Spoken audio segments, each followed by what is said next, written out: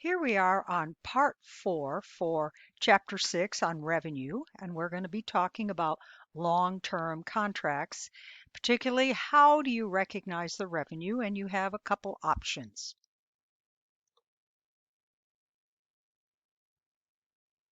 Now, for long-term contracts, we actually have two main ways of doing it when it comes to a contract that goes over. We're talking usually about multi-year contracts here. The first is percentage of completion, and of course, it's the preferable one because it allows you to recognize revenue over time instead of at the end of the contract. And of course, there are certain requirements, but this is the preferable one to use. But when there's uncertainty or you can't meet the requirements, then you have to use completed contract. And this says you do not recognize any revenue until the end of the contract. Now, when we go through our revenue recognition rules, here we're specifically focused on two, which is identify the performance obligations, pretty easy to do with a long-term contract, and then recognize the revenue when each performance obligation is satisfied. So we're going to recognize revenue over time according to the progress toward completion. Usually it's based on a percentage. This is an estimate.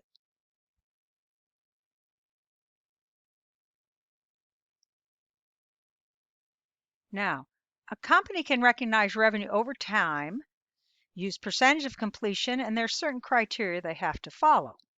The customer simultaneously receives and consumes the benefits of the seller's performance as the seller performs it. 2, the company's performance creates or enhances an asset that the customer controls, like you're doing a remodeling. But the most important thing is that the company does not create an asset that can be sold to another customer. So whatever they're doing has to be unique to one customer. That's the only time they can use percentage of completion. Now, if the performance obligation doesn't meet any of the three criteria for recognizing revenue, then we have to use point in time when the performance obligation has been completed. Usually occurs at the end of the contract. Now what we're going to do is we're going to walk through a problem, and I have set this up to look exactly like your homework. This first one, in part 4, we cover if there is a profit, and part 5, we cover if there is an overall loss. So here is our problem. We have a construction project. It's beginning at the beginning of the year, which is always the easiest. And we're estimating it's going to cost us $600,000, and it's going to take us 3 years, and we have a fixed price of $900,000. We cannot bill them more than $900,000. So we really want to work hard to keep under that. Now then, the following information. So what do you need to know? Well, first of all, you need to know how many years it's over. And the other thing you need to know is the total revenue that can be recorded. Now, the information that they have to provide in order for you to complete this problem, is we need to know the estimated cost to complete. We need to know the cost to date. We need to know the progress billings to date and the cash collected. That's so we can do the journal entries. Now I'm going to walk you through this step by step. Now I'm showing you how I would work the problem. So when I'm doing the homework, what I would do is I would have a piece of paper and I'd figure all this out and then do the homework. So the first thing I want to do is determine the percentage complete. You need the cost to date and the estimated cost to complete. So here's the information that we already have. We know the year to date. We know the estimated cost to complete at the end of each one of those years. And so that tells us our total cost over the 3 years. Now we're going to determine the percentage of revenue to record each year. The formula is you're going to take your year-to-date cost divided by your total estimated cost to complete, and that gives you the percentage, and then you're going to take that times the 900,000 in this case, and that tells you how much revenue you can book in total for the year. So now what we have is we show up here our estimated cost to complete, and now we know that our total revenue is 900,000. We're now going to determine the percentage of revenue earned and the cumulative revenue. So in 2023, we're going to take the year-to-date cost of 270, divide by the total estimated cost, which equals 45%, and we're going to take that times the total revenue that we can book, and we have 405 as the cumulative revenue, which is the same as the current revenue because there's only 1 year.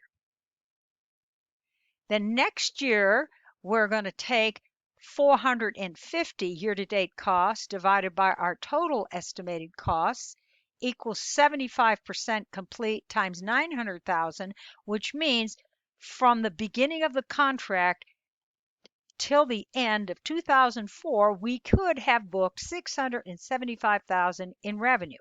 Now remember, that's cumulative.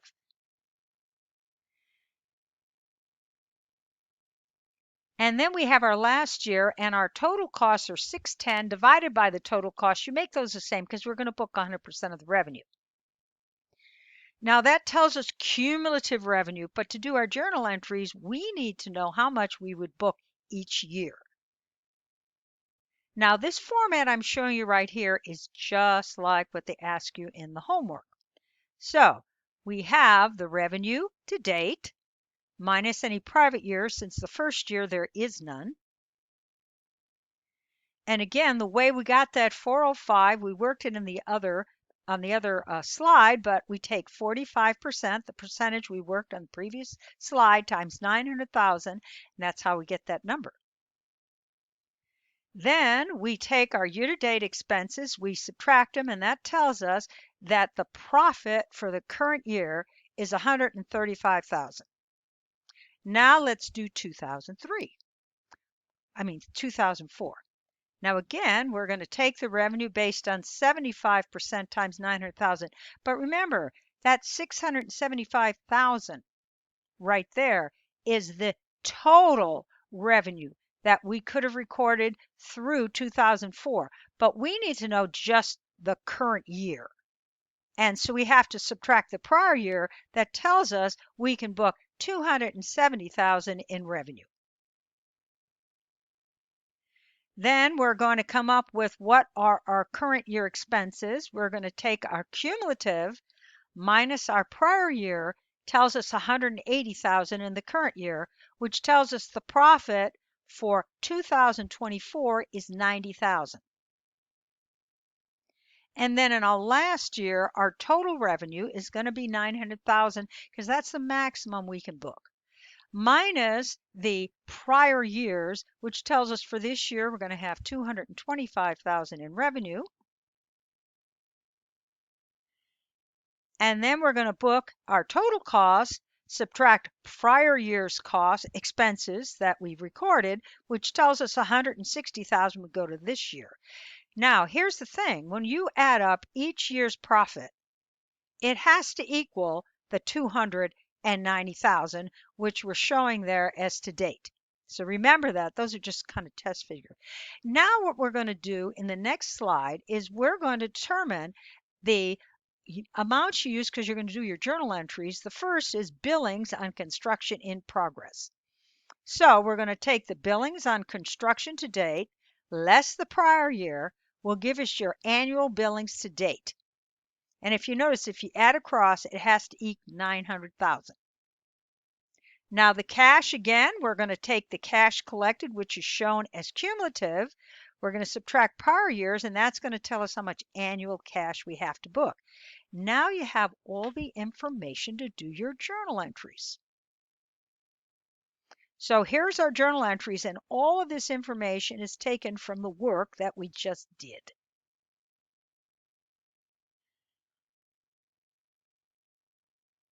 Now we know that when we do billings on construction, our offset's going to be accounts receivable, and when we receive the cash, it's going to reduce our accounts receivable. Now, the gross profit is always a debt to construction in progress because the billings and construction in progress must equal at completion of the contract. Now let's look at some T accounts so you can see what this looks like. And I would suggest when you do the journal entries, you do T accounts because it really helps you visualize what's going on. So we have our construction in progress for the first year, our journal entries, for the second year, and for our third year. And when we add them up, we get 900,000, both for billings in construction and construction in progress.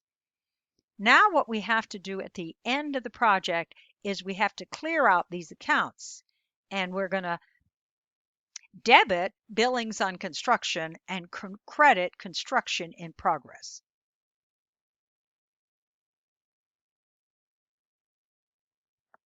Now, what happens if you had done completed contract?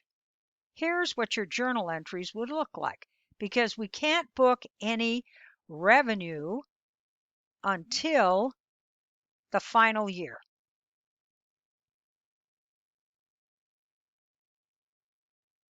And here's what their T accounts would look like.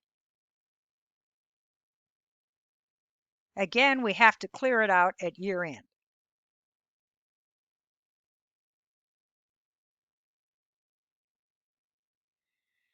So in summary, for percentage of completion, this is what it looks like.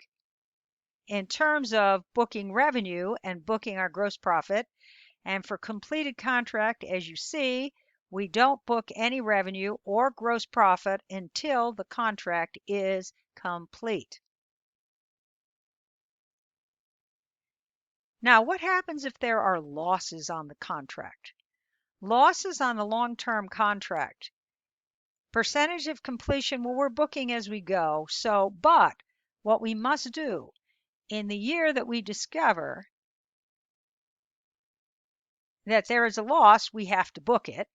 And for percentage of completion, we do nothing. But what happens if we find out the overall contract is going to be a loss? Well, that's a very difficult treatment, and that we'll cover in part 5.